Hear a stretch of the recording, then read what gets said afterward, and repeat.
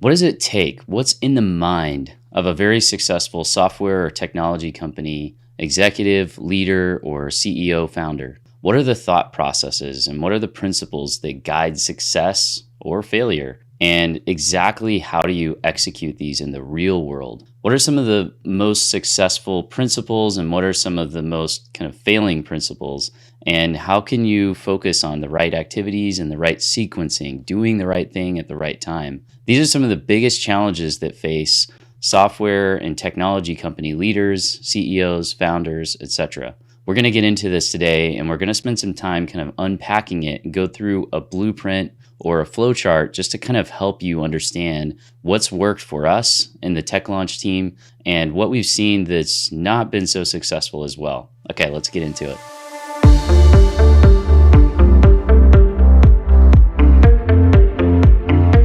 So welcome to my dojo. I'm going to be kind of talking a little bit today about some of the principles of attracting and building an amazing team. Now, the pictures here that you see are just meant to evoke some emotion about where you may be at in the journey. For many folks, you may be pretty far along in the journey, so I won't spend too much time here. But I do want to just briefly mention that as one of the co-founders of a very successful software company, I've gone through pretty much every part of the evolution of being a very lonely solo entrepreneur, suffering, getting caught up in the brambles and the weeds, and frankly, just kind of paying my dues. A lot of this was because I didn't have the right thought processes and the right principles. Now, the reality is you can shortcut your learning by learning from others.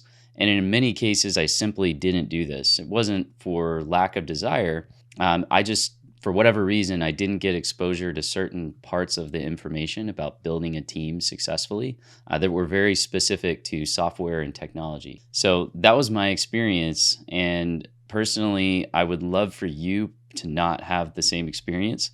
So that's why I put this together so that hopefully I can transfer some of my knowledge, some of my experience to you without you having to pay for it expensively. Okay, so the first thing that we want to talk about here with just kind of building an incredible team is what is it that your kind of core philosophies are? And just in general, I would encourage you to see it as a philosophy of really putting yourself in the other person's shoes and hopefully getting into a position where you're constantly thinking about helping them grow and develop. And this may sound, cliche, but if it's truly genuinely what you're thinking and you can get yourself beyond your business and the current situation and actually just care about the people within your business and care about their personal and career growth, then you can basically subconsciously drive a lot of these behaviors without having to have a lot of mechanics in place. Now, the reality is you're operating a business and you need real things to happen and you need to actually execute on the vision and deliver for clients. So don't get me wrong, it's not like it's going to be easy to have this constant subconscious thought process going. But at the end of the day, you want to find a kind of Venn diagram alignment, kind of where is that sweet spot between where your vision is with the business and what you need to do to execute and where that person's career is headed. And if you can kind of constantly be refining and understanding that continually, then you've got yourself a really powerful equation for success. Now, one of the things that I've personally found is that in a lot of my building of successful teams, I started with failure because I wasn't in a position where there was major alignment. In particular, if I hired folks that were kind of out of the pay scale that was going to work for my business, this was pretty challenging to make work. There was a lot of natural friction that would occur. So what I did, and I figured this out essentially in a very hard way, in a very kind of painful way. But what I did was I basically got a core understanding of the role. And I did this for many roles within my business. And this may or may not mean being very hands-on and very detailed and maybe even doing the role for some significant period of time. But I actually put the time in and became an expert to some level at each of the varying roles. And by doing that, that really helped me to kind of personally go through a journey and kind of go through this path that other team members would be going through. Now, whether or not you have to go into the extreme detail of actually doing the role, this was beneficial to me ultimately because I was able to then take my knowledge and transfer it to junior team members. So I could basically look for and find team members who were very talented and essentially bring them into a career development path where they could grow. Okay, so let's talk a little bit more about what it looks like to kind of get into this in more detail. Okay, so ultimately, whenever you are building out a role and you may be working on multiple roles at once, the thing that I found is if you want to be the most kind of direct and least circuitous about getting to the end result, many times you can just do it yourself, but do it yourself with the idea in mind that you're going to be bringing on other team members to help collaborate and take on those roles that you're leading the charge on. Now, typically, this is just going to make sense because whether it's you or another leader within your team who you trust and you feel comfortable having a very solid line of communication with, the goal is going to be to kind of establish a path and then use that path to effectively promote this growth opportunity for junior team members who can then grow within their role. Now, junior doesn't have to mean that they have no experience. I mean, you can hire on mid-level or even senior folks that are relatively junior compared to where they can grow to. The idea in general, from my perspective, is that I used arbitrage once I became successful and kind of figured out how to do each of the roles.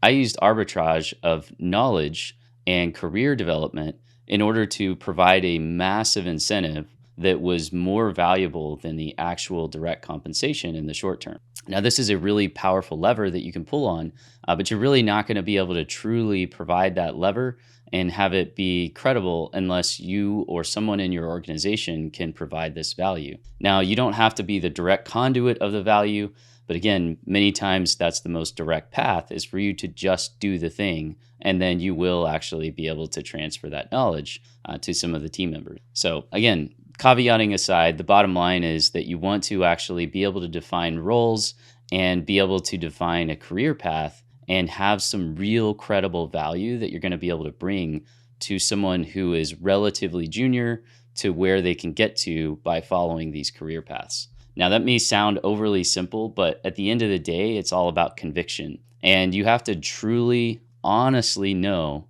100% with integrity. And other folks are going to pick up on that in the details. They're going to pick up on whether or not you actually have paid your dues and you actually are honestly providing value to them. And that will catch up with you if you're not. So, do all of this with integrity when you're building out your team and you're promoting people from a relatively junior role to a more senior role within your path. Now, with that said, fundamentally what I've found is, it does tend to work well to do the thing yourself. And so ultimately, what I've done that tended to work well is go in and actually solve the real problems and get into the weeds on different aspects of it. Now, this is what's really cool about building an awesome team. Usually, if you've started this business and you're very passionate about it, you've found a niche or multiple niches that you really want to explore, it's a lot of fun. I mean, it's like playing a video game, or some people get addicted to watching a show or a series on TV. This is your addiction, right? And it's really fun because if you can get alignment for yourself with the fact that once you figure this out, then you can help other people grow. And I want to transfer my experience to you. If you haven't seen this yet, you're absolutely going to be able to help other people out. You're going to help them personally. Like there are many people that I've worked with over the years that literally had no opportunity except for the one that the companies that I've built have created. And I'm not saying that that's literally the case. Obviously, they could find other opportunities. But that was what they said to me. And personally, even though they were incredible people and I know they could have done well basically anywhere, I had faith in them and I had a vehicle for them. And they were willing to put the effort in. And I have to tell you, if I didn't have that vehicle, I wouldn't have had that gratitude and that, really positive experience of working with. And so I want to encourage you that if you put the effort in, it's not just about executing on your vision for your company and delivering value to clients. One of the most amazing things that you get is you get to give to people who work with you, and you get to actually personally develop them and grow them as a human being. And man, I mean, that's something that you kind of ultimately is going to be one of your biggest treasures of building a business, is helping other people out. Um, so use that to enroll yourself in some of these activities. Use that to help you get into the weeds. And like this says, do the thing, have the power. If you're actually going to put the effort in and you're going to figure out how to solve the real problems, then you will have the power and you'll naturally convey that confidence when you're interacting with your. The other big thing is, you want to try to get yourself into a position where you can put yourself in the team member's shoes. And really, this is going to apply if you're not actually doing the work. So if you're not doing the work, then you want to try to become very empathetic, and really just kind of put yourself into the scenario and think about what it's going to be like. I at least would recommend, as a minimum, kind of getting into the weeds to some extent and having some exposure, even if you have a tour guide, if you will, from someone who's actually very experienced and is doing the job. And I also recommend, if you're not personally going to do something hands-on, that you get several different perspectives.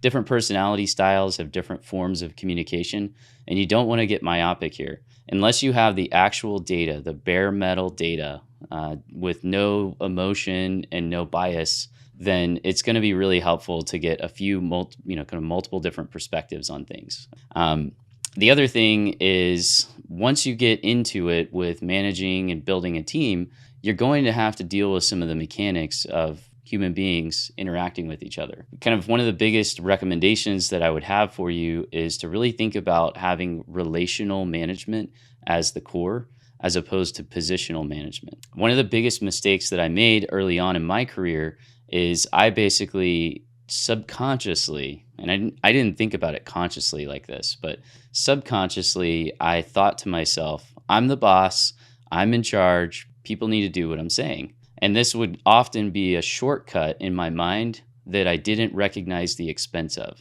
And so that shortcut typically would lead to really frayed relationships. And whenever it came to, providing career growth and providing development, if you take these kind of shortcuts where you're focusing on positional management, in other words, I'm the boss, do what I say kind of a thing, normally that's going to shut someone down. There are certain buttons that you can press when you're working with team members, and just think about it. I mean, think about how you would feel if you were in somebody else's shoes. There are certain buttons you can press that are going to just be the sleep mode or the restart button for that team member. And these are things that you've got to, just like you would with a production server or with a very sensitive situation, you don't want to shut the thing down while it's in production. Well, that's what you're doing whenever you go into positional mode with team members. Most of the team members you're going to work with are going to be incredibly intelligent and incredibly sophisticated.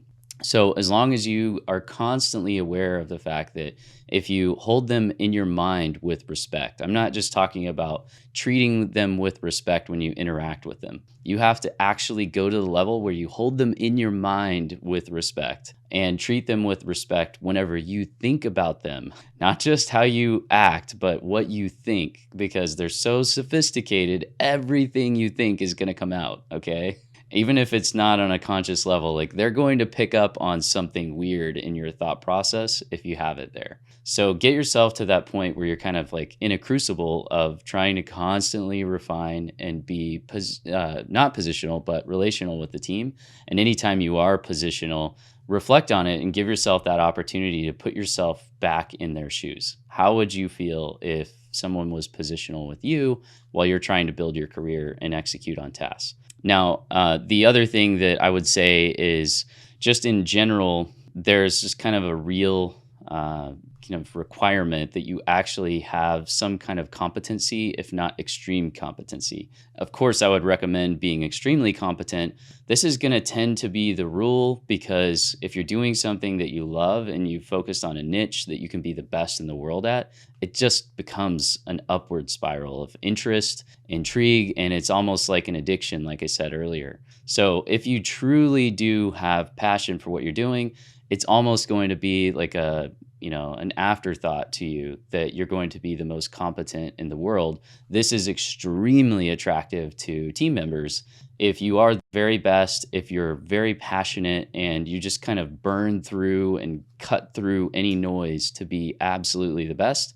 I mean, have you ever been around someone like that and not been interested? I mean, someone who really cares and is absolutely the best is just generally really interesting. And so ultimately, there's going to be just kind of a fundamental level of respect that is just imbued within your organization from this constant passion and constant burning desire to be the best in your field. And to me, this is something that you can kind of narrow the scope on too much if you're not careful. You do want to be constantly looking at a higher level view within your space and making sure that you put yourself into a position where you're not just missing out on basic fundamentals within your space because you're too focused on a niche. But ultimately, the main point here is that if you can get yourself into a mind space where you really truly are passionate and you're constantly aligned with that passion by pursuing some of the latest architecture, some of the latest just kind of strategic thinking, and then you're executing on it and demonstrating it and really kind of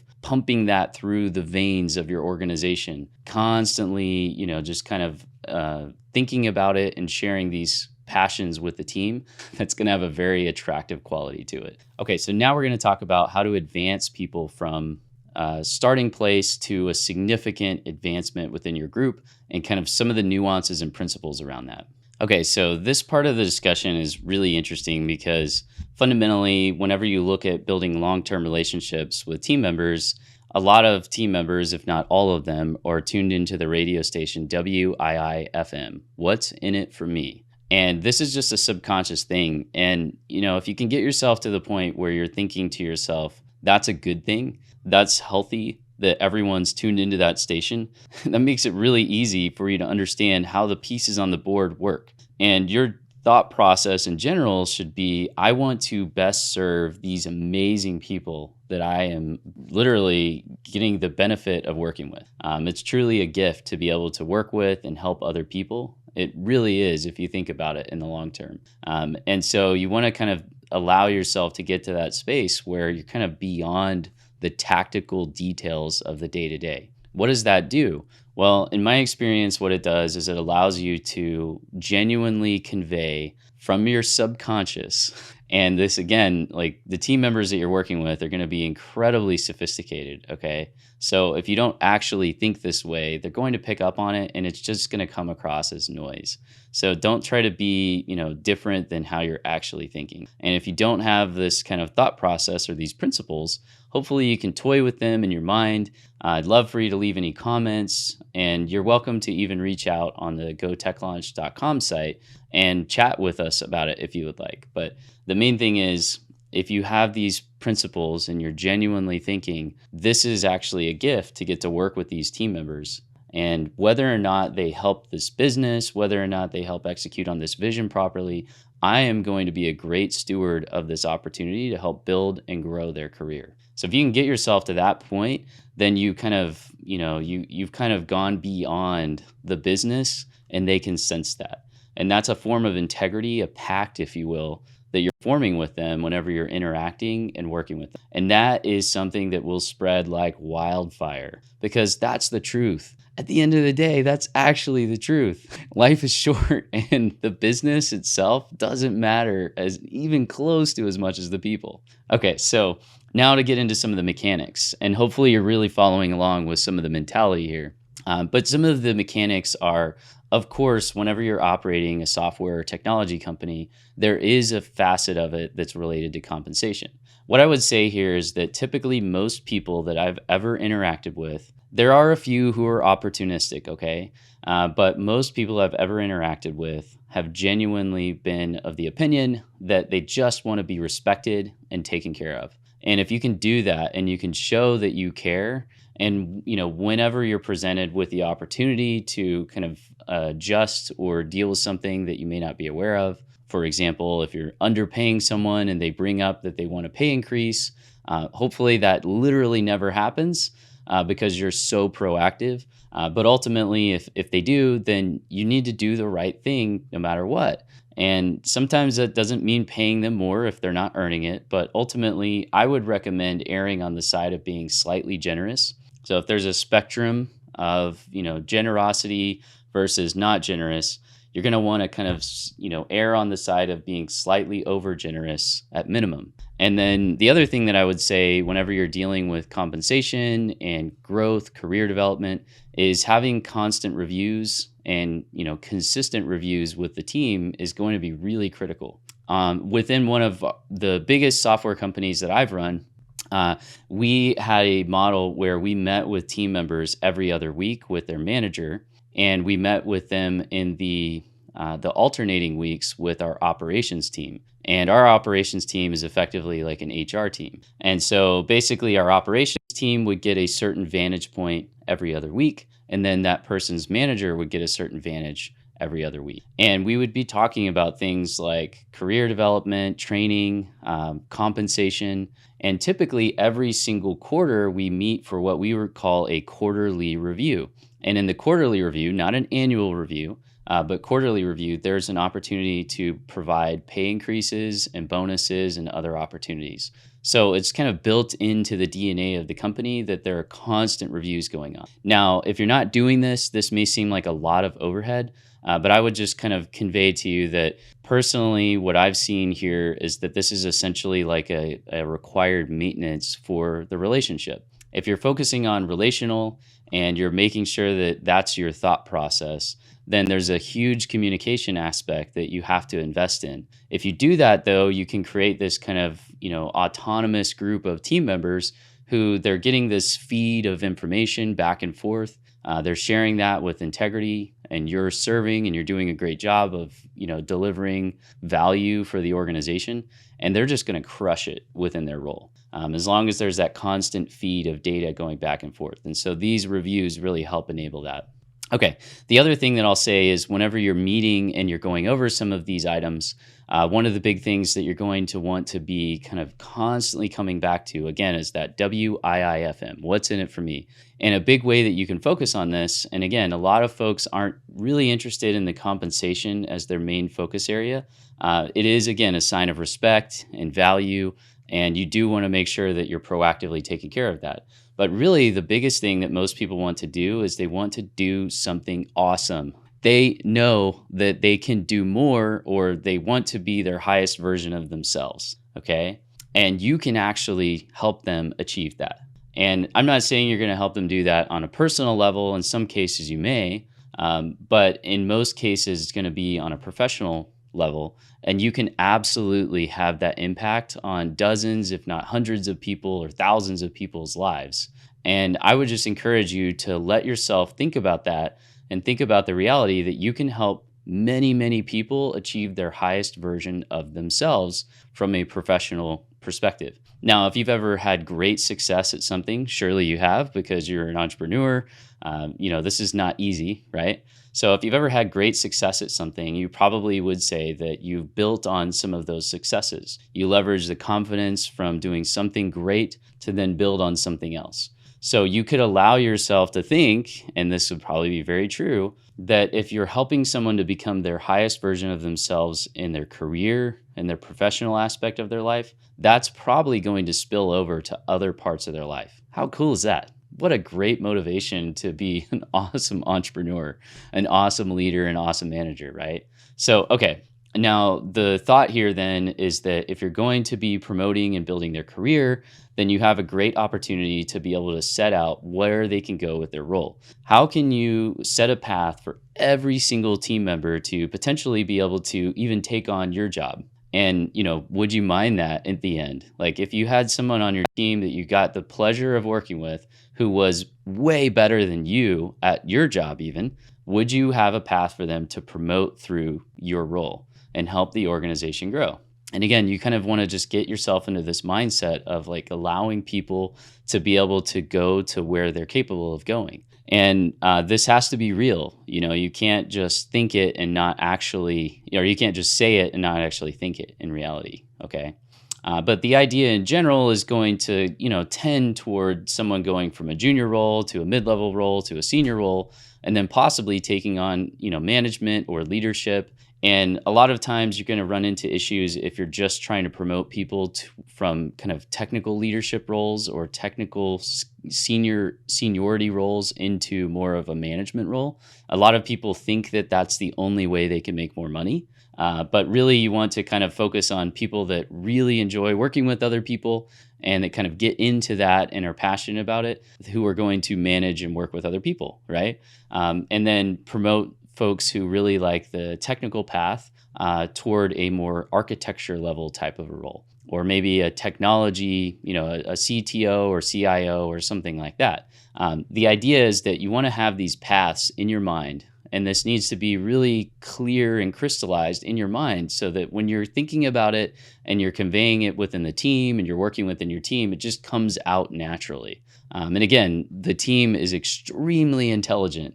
So you've got to do the work of kind of setting yourself up subconsciously so that you understand where you're going to go as the business grows and what paths are available to the team. Because that's what they're listening for. They're listening for what's in it for me. What is in it for me constantly? Now, the other thing that I would say in general is just kind of as a principle, you want to look for raw talent that you can then polish essentially and help become highly skilled.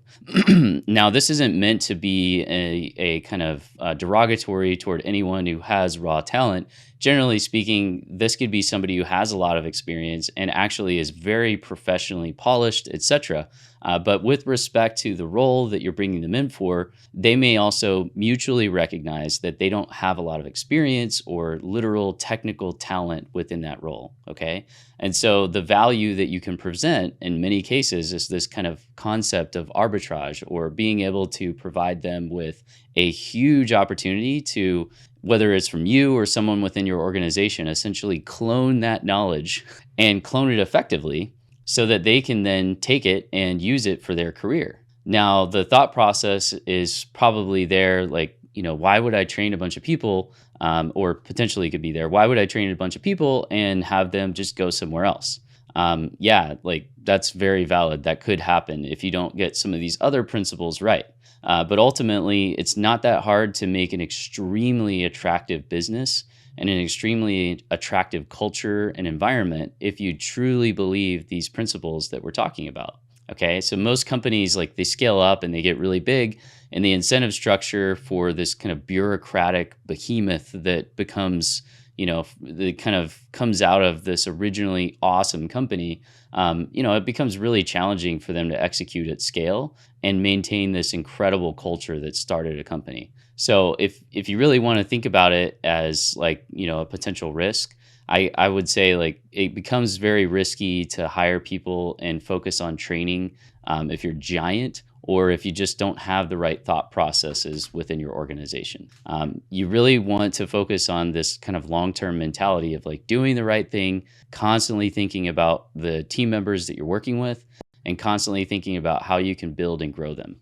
So what does this look like? Well, mechanically, you can do some really interesting things that will help them to grow.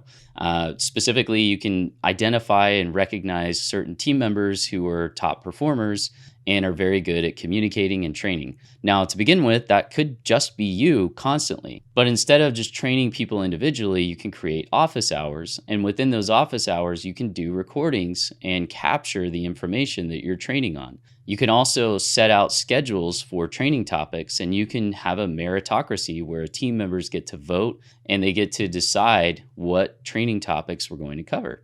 You can do office hours, you can do weekly trainings where you meet with your team and you can break your team up into kind of subcategories or divisions, etc., and allow each of these kind of groups of teams to focus on different certification paths and training that they can pursue.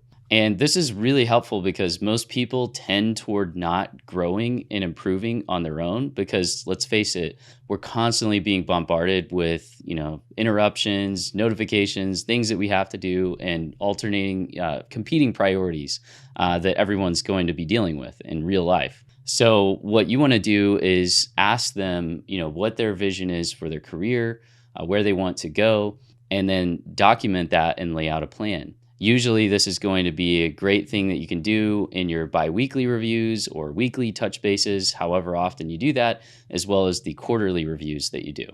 By doing this kind of constant, check in on where they want to go with their career, documenting it, and then putting that plan into action with office hours and training and internal certification courses, possibly enrolling them in external certification.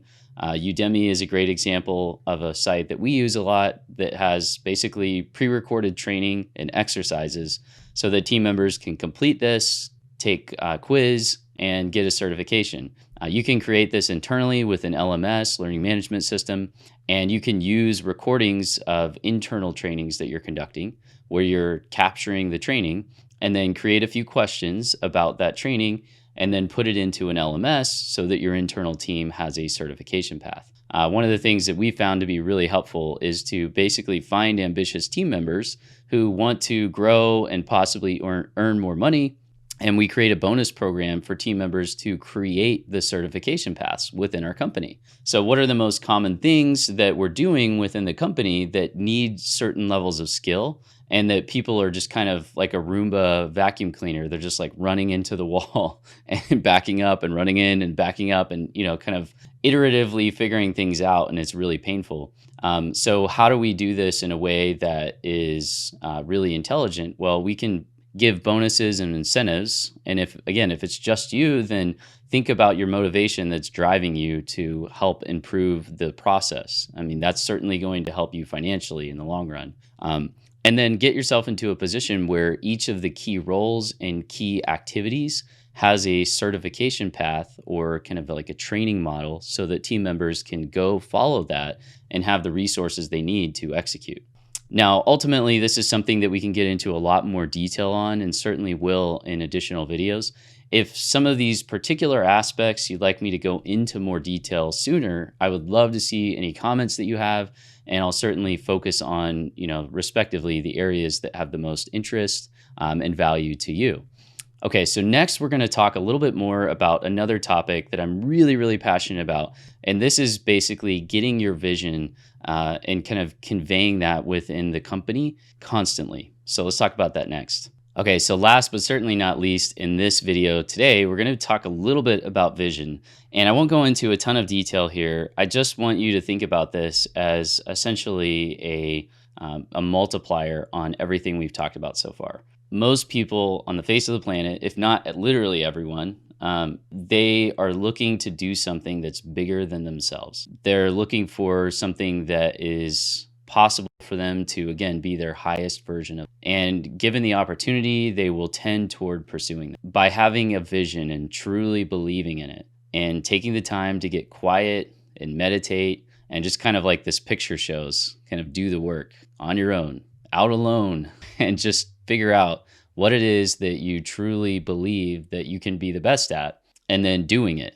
And write it down, put it on the wall, memorialize it, crystallize it, say it to the whole world that this is what you're going to be the absolute best at. And this is where you're going to stake your claim and deliver value, for as long as you're alive or however long you're focusing on this business, etc. That has a massively attractive quality to it. And it's just going to, again, multiply what you're doing above. It's one thing to be really attractive because you're constantly tuned into what's in it for me. But the other thing that anybody who has any brains is thinking about is, where is this company going?